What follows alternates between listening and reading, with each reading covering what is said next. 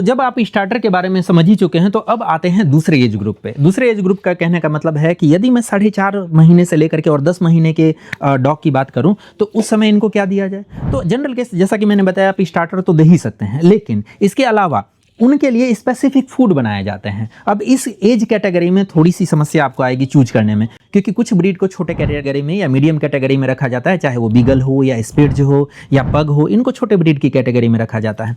तो उसके लिए स्मॉल ब्रीड न्यूट्रिएंट्स आते हैं। और जब हम बात करते हैं लार्ज ब्रीड की, जैसे कि लेब्राडोर हो गया, रॉटवाइलर हो गया, तो ये लार्ज ब्रीड की कैटेगरी में आते हैं। इनके लिए अलग से फूड आते हैं। उन फूड को पपी एज के नाम से जाना जाता है। जैसे कि यही फूड है तो उस पर लिखा रहता है कि ये पपी के लिए है। पपी कहने का मतलब है कि 4.5 से 10 महीना एज ग्रुप के लिए आप यूज कर सकते हैं। हालांकि जैसा मैंने कहा कि ये स्पेसिफिक होते हैं। हमेशा कोशिश कीजिए कि यदि स्मॉल ब्रीड है तो स्मॉल ब्रीड न्यूट्रिएंट्स दिए जाए, और यदि लार्ज ब्रीड है तो लार्ज ब्रीड न्यूट्रिएंट्स दिए जाए। ऐसे ही और अधिक इंफॉर्मेशन के लिए और अधिक डिटेल जानकारी के लिए हमारे बार्क एंड ब्रश को आप फॉलो कर सकते हैं।